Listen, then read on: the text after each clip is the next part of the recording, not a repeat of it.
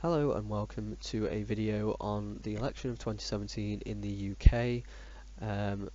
Now, one of the questions that have been constantly bombarded at social media recently and at the media is whether or not you should vote Conservative or Labour. Now, I know a lot of people are also going to be voting for a variety of other parties in the UK, SNP, BNP, UKIP, Greens, Lib Dems of course as well. However, a lot of people are tied between these two parties, so the question that a lot of people ask is, who do I vote for out of these two? So today that's what I intend to answer, or not what I intend to answer, what I intend to help you answer by giving you statistics and facts for both parties, which will hopefully help you make your own decision based upon what your beliefs are and what you think is right and what you think is wrong. So to start off with, the leaders, should I say, of the parties at the minute. Jeremy Corbyn is currently running for Prime Minister for the Labour Party, and Theresa May is currently the Prime Minister, and she is obviously the Conservative Party leader. Now, getting right into it, first things first, tax and expenditure. The Conservative Party intend to increase the personal tax allowance to £12,500, meaning that if you earn under this amount, you will qualify for a personal tax allowance. They also intend to increase a higher tax threshold from 45,000 to 50,000 by the year 2020, meaning you will not qualify for higher tax if you are earning under £50,000. At the minute it currently stands at £45,000. They also want to reduce corporation tax from 19% to 17% by the year 2020, and they want to eliminate the budget deficit by 2025. Additional to this, they want to include the value of people's homes when evaluating whether or not a person is eligible to pay towards adult social care, which is a government-funded system. On the Labour side, for tax and expenditure, they want to introduce a new 45p rate of income tax for people earning £80,000 or more. They want to reintroduce the 50p tax rate for those who earn over £123,000. This is per year, by the way, too. They want to scrap the bedroom tax, and they want to increase corporation tax from 19% to 26%. However, they do not want to rise any national insurance contributions or VAT, and they also want to eliminate the deficit on day-to-day spending within 5 years and ensure national debt is reduced. And lastly, they want to introduce Robin Hood tax on financial transactions in the cities. Robin Hood being, well, I'll let you research any of these terms yourself so you don't get confused by any of my definitions. However, you can go and do that if you wish to find out more.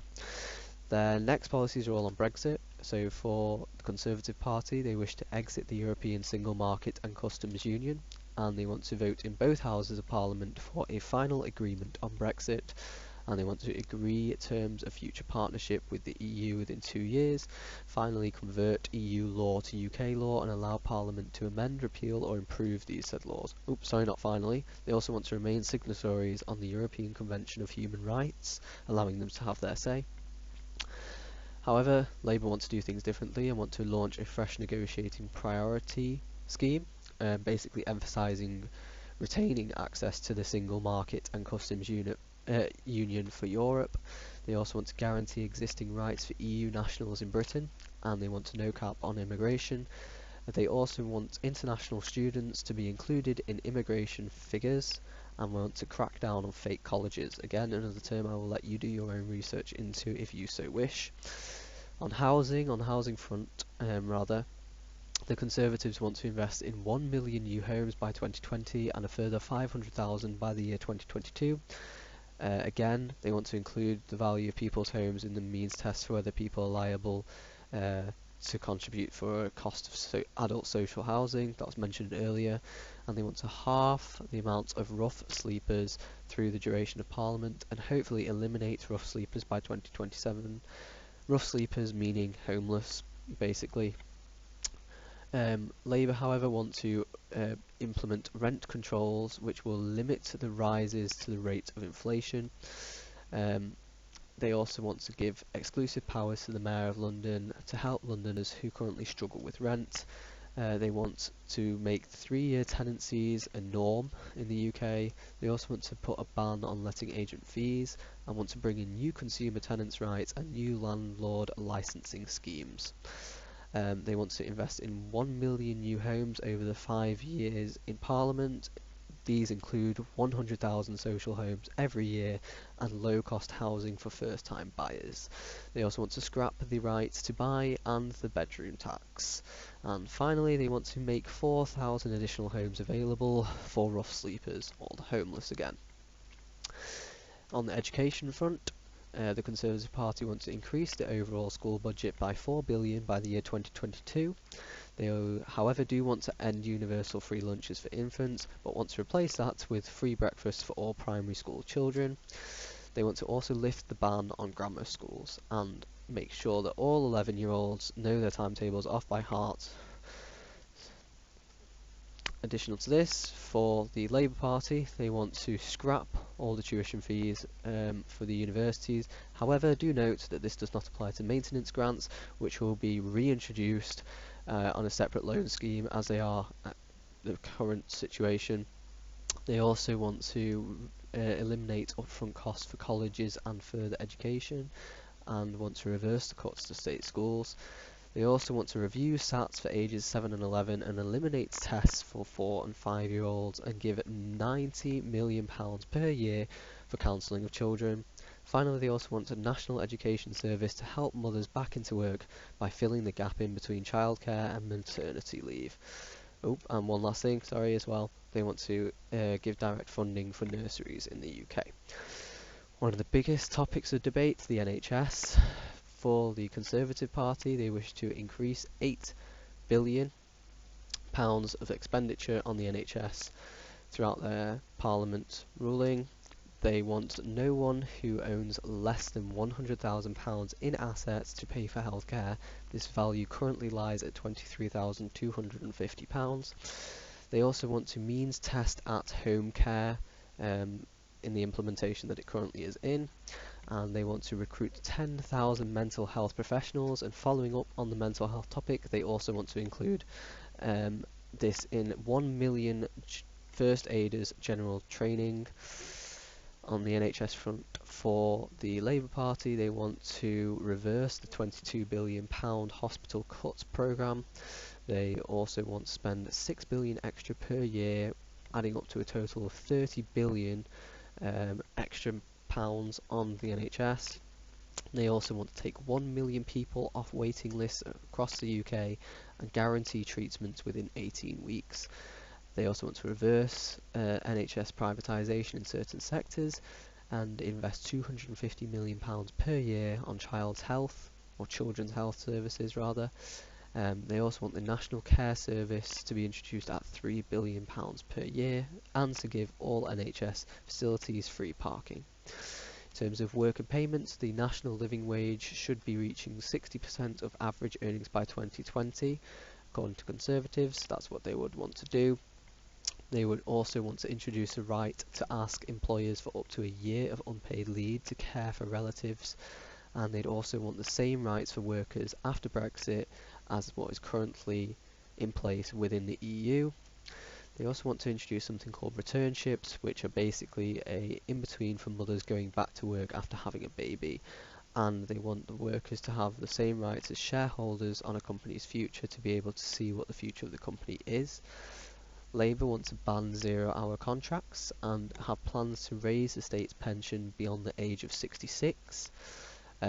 They also want to introduce a minimum wage rating of £10 by 2020, so they want the minimum wage to be set at £10 by 2020, and they want to ban unpaid internships. In terms of pensions, the Conservatives want to scrap the triple lock scheme that is currently in place after 2020, meaning that pensions will rise with earnings or inflation. They also want to consider it a new criminal offence for people, directors of companies, who purposefully put at risk a pensions scheme's ability to meet its obligations. So they want to make that a viable offence. And they also want to means test the winter fuel allowance, meaning it will be taken away from wealthier pensioners. They The Labour Party, however, want to guarantee state pension triple lock scheme. They want to incorporate the winter fuel allowance, and they want to bring a free bus pass. Other policies that are relevant and also interesting. The Conservative Party want to put a cap on migration to be below £100,000 per year.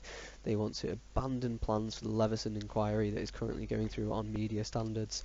They want to hold a Commons vote on fox hunting. They also want to spend at least 2% GDP on defence and increase defence's budget by 0.5% above inflation per year. They also want to retain the Trident nuclear missile deterrent, and they also want to give a sort of a minimum service to be agreed with the train companies and staff during industrial action to not cause chaos throughout the UK. And that they want to include other forms of spending to commit towards the 0.7% gross national income, which goes towards international development. For Labour, they want to bring a new investment bank which will deliver £250 billion of lending power.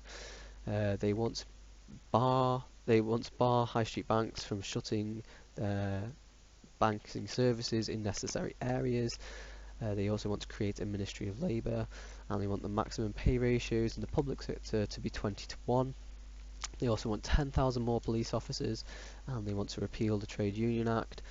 And the last few, they want to give a £1 billion cultural capital fund for arts by 2022, launch Part 2 of the Leveson inquiry, and want to bring a Clean Air Act for pollution in the UK. So that's all the major facts and statistics for both parties. I'm not entitled to persuade you in either way, so I'll leave that down to you. However, those are the straightforward facts, and if you do feel like you want to research into either party a little bit more, search for the manifestos online, search 2017 Labour Manifesto, 2017 Conservative Manifesto, or if you want to look at any of the parties, then feel free, go online, search for their manifestos, see what they're offering you and offering your future.